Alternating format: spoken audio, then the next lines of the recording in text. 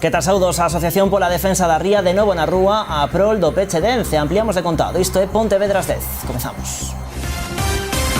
A Asociación pola Defensa da Ría volve celebrar un ano máis a marcha contra as celulosas. A cita é este domingo ás 12 con saída dende a Alameda de Marín e de Pontevedra simultaneamente. A agrupación está convencida de que esta será a derradeira que se celebre coa presenza da Ence en Lourizán. O obxectivo está claro, botar a Ence de Lourizán. Para el, a Asociación pola Defensa da Ría volverá a sair un ano máis á rúa para exixir a anulación definitiva da prórroga da pasteira. Un feito que podería estar máis cerca do achandamento da Avogacía do Estado a prórroga concedida por Mariano Rajoy.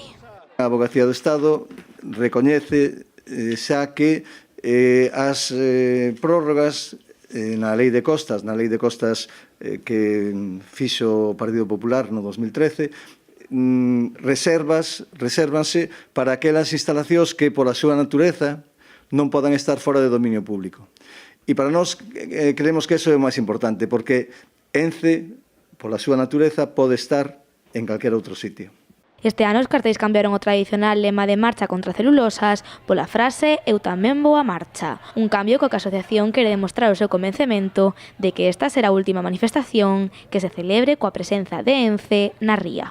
Somos optimistas cando decimos que debería ser a última marcha con actividade en Ence é porque o creemos, non porque o desexemos que tamén.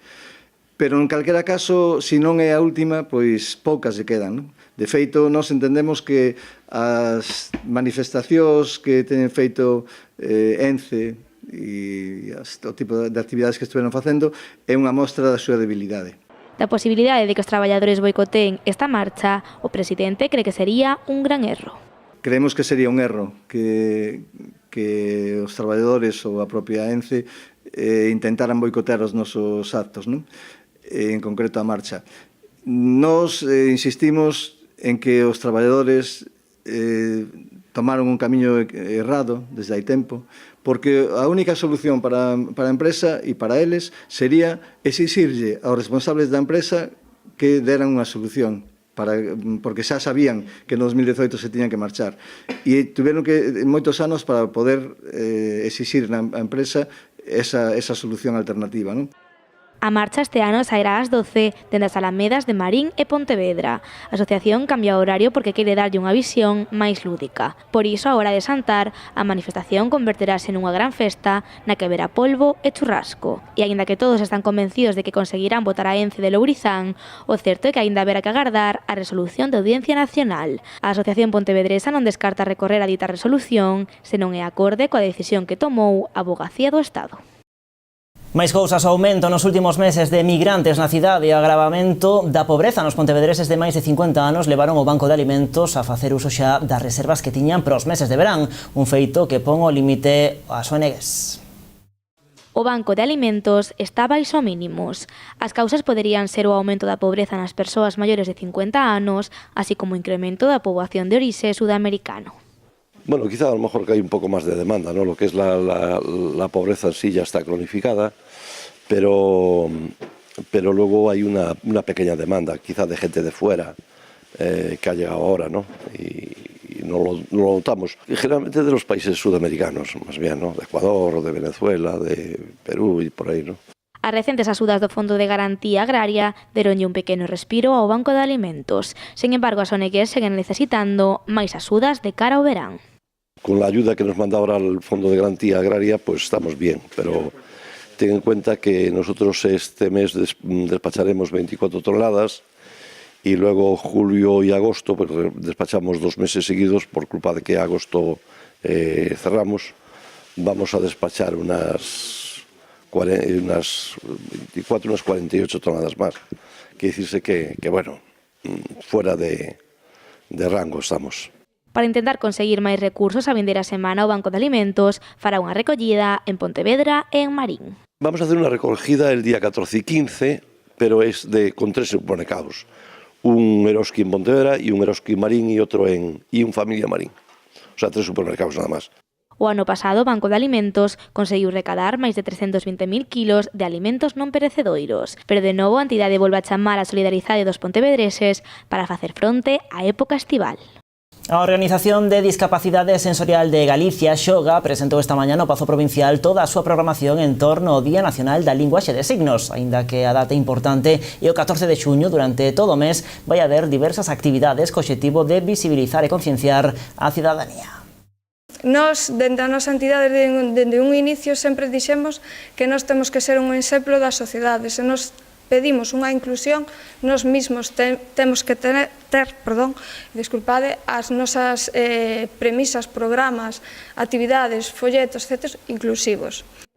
A programación vai comezar este venres ás 6:30 do serán na Casa Azul de Pontevedra. Nesta charla coloquio van tomar parte diversos profesores especialistas de lingüística para falar da lingua de signos galega. O día 13 vai se presentar tamén na Casa Azul a nova web de Xoga, a primeira páxina de toda Europa 100% accesible para persoas con discapacidade sensorial. O 14 de xuño será o día grande coa celebración da segunda edición do concurso Xoga coas Manciñas. Este ano haberá dúas categorías, a de educación infantil e a de estudantes de primaria. Neste evento, o alumnado deberá presentar un poema, unha canción ou algún conto de autores galegos en formato vídeo. O obxectivo é que os máis cativos coñezan, valoren e se familiaricen coa lingua de signos como vehículo de comunicación. E máis cousas, o Pazo da Cultura vai acoller este sábado unha xornada sobre as enfermidades inflamatorias intestinais. O tema principal deste ano será o universo da microbiota, é dicir, do conxunto de microorganismos que habitan no noso corpo. O universo da microbiota, ese é o tema principal da xornada que se celebrará este sábado no Pazo de Cultura de Pontevedra. O obxectivo desta cita é descubrir a relación entre as bacterias que nos habitan e as enfermidades que padecemos, tendo sempre na base as enfermidades inflamatorias intestinais. Todo o que facemos queremos que sea sempre aberto ao público e con unha expectativa e unha visión de mellorar a calidade de vida. Isto é un ben común e un agasallo que nos fan as entidades e asociaciones ou empresas que colaboran con nós, farmacéuticos, e que fan que isto non solamente quede para os enfermos de Crohn, colitis estomazados, é aberto, porque abrir mentes é moi importante e conocer o mundo da microbiótica, que vai ser un tema moi interesante. As enfermidades inflamatorias intestinais afectan actualmente a máis de 1.200 persoas na contorna de Pontevedra e o Salnés. Ademais, cada vez máis xente nova padece este tipo de enfermidades, un feito que demostra a importancia deste tipo de xornadas para formar e informar a cidadanía. Nosotros nos apoyamos siempre en médicos, no solamente que estén especializados, sino que estén sumamente actualizados en la materia para que sean ellos mismos los que expliquen desde una manera sumamente básica y coloquial para que todos podamos entender qué es la microbiota, qué supone un desequilibrio en esa microbiota con todo tipo de enfermedades. Nos centraremos también un poquito en la jornada que vamos a realizar este sábado en las enfermedades inflamatorias intestinales y en esta ocasión vamos a contar con la médico, la doctora Sari Arponen. O evento comezará ás 9:30 da mañá e rematará ás 2. A charla é aberta a todo o público e é gratuita, aínda que para asistir deberedes inscribiros na web de ASEI ou de Nutribiótica. O Pabillón Municipal dos Deportes de Pontevedra acolle dende este luns o Campeonato de Europa Júnior de Loitas Olímpicas, un evento deportivo no que participan preto de 800 deportistas procedentes de 37 países. A presidenta da Deputación, o alcalde da cidade, o secretario xeral pro deporte e o presidente da Federación Española de Loitas Olímpicas estiveron presentes onte, entre outras autoridades, na cerimonia oficial de inauguración. Todos eles amosáronse convencidos de que esta cita situará a Pontevedra como a capital do deporte internacional durante toda a semana. Ademais, as autoridades tamén destacaron o impacto económico que esta proba terá en Pontevedra, non só na cidade, senón tamén no resto de concellos da contorna. Mañá vanse disputar 5 finais por pesos de greco-romana e comezarán as probas de loita feminina, onde competirá a española Nerea Pampín. Bueno, xa queda pouco para que se celebre unha nova edición do Surfing de Lérez, pero antes, e con motivo desta gran cita, o cámara acuático Pedro Alonso decidiu editar un vídeo coas últimas imaxes que gravou nas profundidades do río Lérez. Baixo o lema "Máis que auga", o submarinista quixo dar a coñecer con este traballo o fondo do río. En 7 minutos podense ver diferentes peixes, algas, rochas e pedras. Un vídeo con moitas cores e cheo de imaxes impresionantes. Unha mostra máis de que non fai falta ir moi lonxe para nadar entre seres vivos e gozar de paisaxes tan increíbles como ocultas baixo a auga. Con estas imaxes aproveitamos para marchar. De contado o Contrastes. Adeus.